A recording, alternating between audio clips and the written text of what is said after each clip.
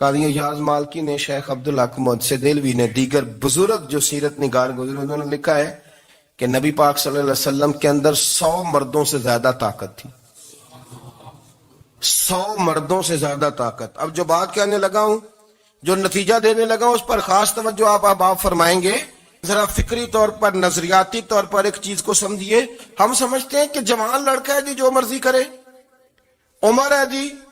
آپ ذرا بات پر غور کیجئے گا کہ حضور صلی اللہ علیہ وسلم میں طاقت 100 مردوں سے زیادہ ہے اور حیا کواری لڑکیوں سے بھی زیادہ ہے. ذرا اس بات کا تقابلی جائزہ کیجئے گا کہ طاقت 100 مرد سے زیادہ ہے لیکن حیا کواری لڑکی سے بھی زیادہ ہے. اس کا معنی یہ ہوا کہ جس ٹہنی کو پھل زیادہ لگ جاتے ہیں وہ جھکا کرتی. تو حیا تو حسن ہے، حیا تو آپ کو پاک صاف کرے گا، حیا تو آپ کو نرالا کرے گا، انوکھا کرے گا. وہ ہمارے ایک دانشور ہیں، انہوں نے مضمون لکھا، کئی باتیں بڑی پسند آتی ہیں.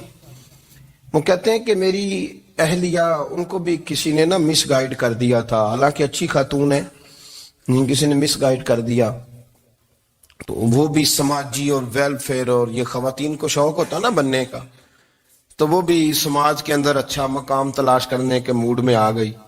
تو کہیں ایک دن جانا تھا تو بڑی بن سور کے میرے ساتھ وہ گاڑی میں بیٹھ گئی. تو میں گاڑی میں، عورتوں کو یہ بھی مسئلہ ہوتا ہے نا کہ ہماری تعریف کرو، تو کئی دفعہ بعد مردوں بیچاروں کو جھوٹ بولنا پڑتا ہے، تو زبردستی کراتی ہے نا جی.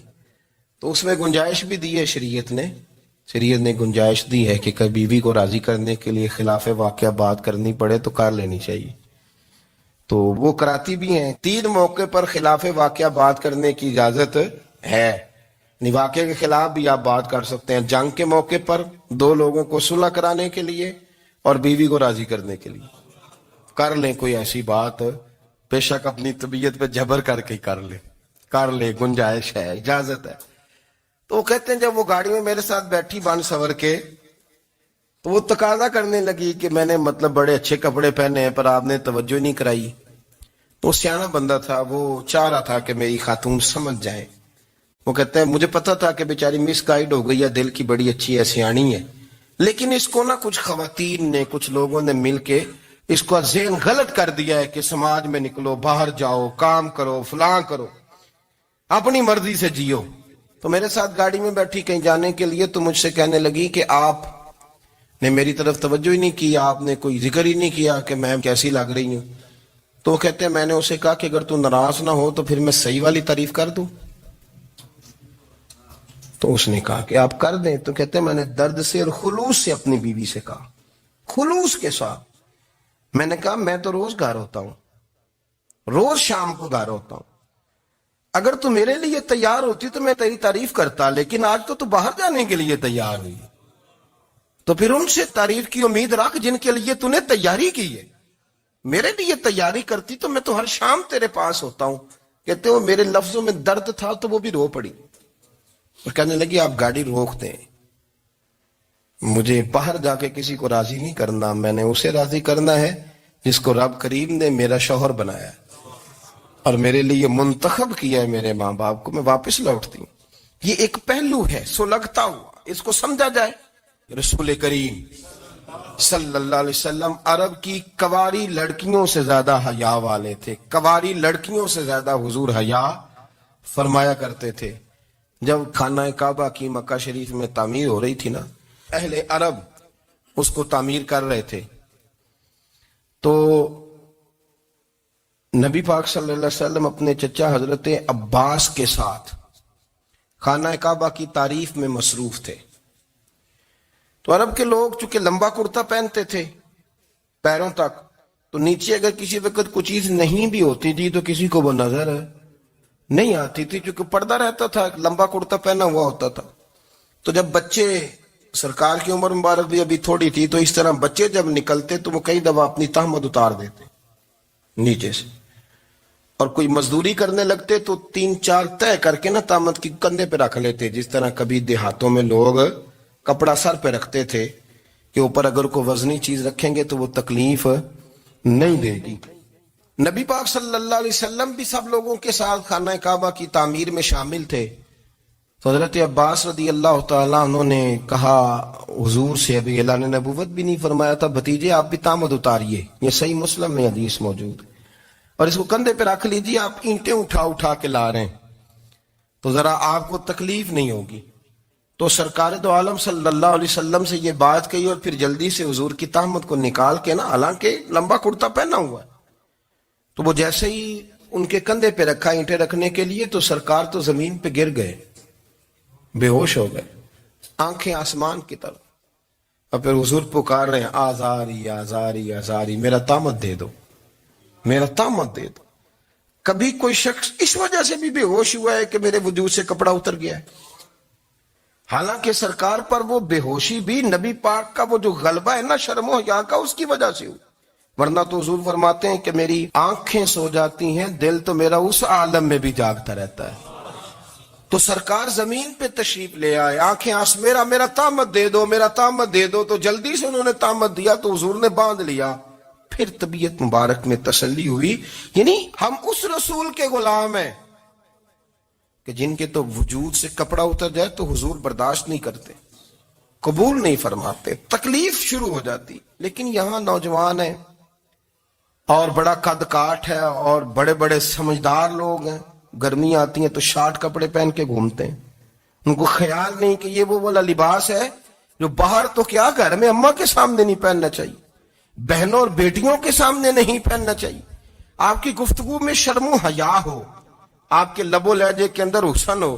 آپ کو پتہ ہے نبی پاک صلی اللہ علیہ وسلم نے فرمایا میری امت میں سب سے زیادہ حیا کرنے والے عثمان غنی ہیں. عثمان غنی سب سے زیادہ حیا کرنے والے. آپ فرمایا کرتے تھے جب سے حضور کا چہرہ دیکھا ہے میں نے کبھی اپنی شرمگاہ بھی نہیں دیکھی، میں نے آنکھوں کا وضو نہیں توڑا، اور جب سے حضور کے دست مبارک میں نے بیعت کے لیے سیدھا ہاتھ بڑھایا تو پھر سیدھا ہاتھ میں نے کبھی گندگی کو نہیں لگایا. حیات. آپ باتھ روم کے اندر بھی غسل فرماتے تھے تو کپڑوں سمیت کرتے تھے. کسی نے کہا حضرت جی واش روم کے اندر کیوں نہیں کپڑے اتارتے؟ آپ فرمانے لگے باہر بندوں سے حیا کرتا ہوں، اندر جاتا ہوں تو رب سے حیا آنی شروع ہو جائے، وہ تو دیکھ رہا ہے نا. تو میں جو بات آپ کی خدمت میں عرض کرنا چاہتا ہوں اس کو آپ سمجھیے گا میرے عزیز، کہ شرم والا مزاج، گفتگو بھی شرم والی، آنکھیں بھی شرم والی، لباس بھی شرم والا، دوستی یاری بھی شرم والی، بہت ساری ایسی باتیں. دیکھیں نا آپ ذرا، میں نے کہا کہ باتوں کو سن کے گزر نہ جایا کریں، اس کی گہرائی پر غور کریں. حضور علم کا سمندر ہے، سرکار سے زیادہ علم دنیا میں کسی کے پاس موجود نہیں ہے، اور صحابہ کو موقع ملا ہوا ہے اس سمندر سے فیض لینے کا. لیکن ان کی حالت یہ ہے کہ حضرت علی المرتضیٰ فرماتے ہیں 14 دن گزر جاتے، حضور سے کوئی سوال پوچھنا ہوتا تھا پر میں شرم کے بارے نہیں پوچھ پاتا تھا. 14 دن بخاری شریف میں موجود ہے. ایک دن نبی پاک صلی اللہ علیہ وسلم نے پوچھا صحابہ سے کہ وہ کون سا درخت ہے جس کے پتے نہیں گرتے، اور وہ درخت اس طرح ہے جس طرح مومن ہوتا ہے، وہ درخت میرے مومن کی طرح بتاؤ. حضرت عبداللہ ابن عمر فرماتے مجھے پتا تھا کہ وہ کھجور کا درخت ہے، لیکن چونکہ ابو بکر صدیق بھی بیٹھے ہیں، عمر فاروق بھی بیٹھے ہیں، مولا علی بھی بیٹھے ہیں، عثمان غنی بھی بیٹھے ہیں، اتنے جید لوگ بیٹھے ہیں، تو مجھے حیا آتی تھی کہ میں کیوں جواب دوں. کہتے سرکار نے کئی دفعہ پوچھا، لوگوں نے کئی اور درخت بتائے، پر فرمایا تمہارا جواب درست نہیں ہے. آپ حیا کے اس پہلو پر غور کریں کہ سوال کا جواب آتا ہے. سوال کا جواب، یعنی مجھے سوال کا جواب آتا اور پھر میں دوں نہ، مجھے بدعزمی نہ ہو جائے گی. یہ کیسے ممکن ہے کہ میری رات گزر جائے، مجھے پتا بھی تھا اور میں نے بتایا نہیں. بہت سارے لوگ آ کے بہت ساری باتیں بتاتے ہیں، بہت ساری باتیں وہ سمجھاتے ہیں، تو ہم غور سے ان کا چہرہ دیکھنے لگ جاتے ہیں، کہتے ہیں یار اس کا تو دعویٰ تھا کہ میں سمجھنے آتا ہوں، تو یہ تو ہمیں سمجھا رہا ہے، چلو الحمدللہ ہم سمجھنے کو تیار ہیں.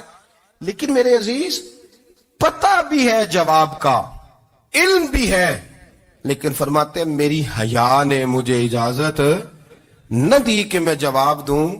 آپ فرماتے ہیں پھر حضور سے صحابہ نے عرض کی کہ یا رسول اللہ آپ ہی بتا دیں وہ درخت کون سا ہے. تو حضور نے فرمایا بھئی وہ کھجور کا درخت ہے. تو آپ فرماتے ہیں میں دل ہی دل میں کہہ رہا تھا کہ الحمدللہ میرا جواب درست ہے. حالانکہ میں نے جواب دیا ہی نہیں.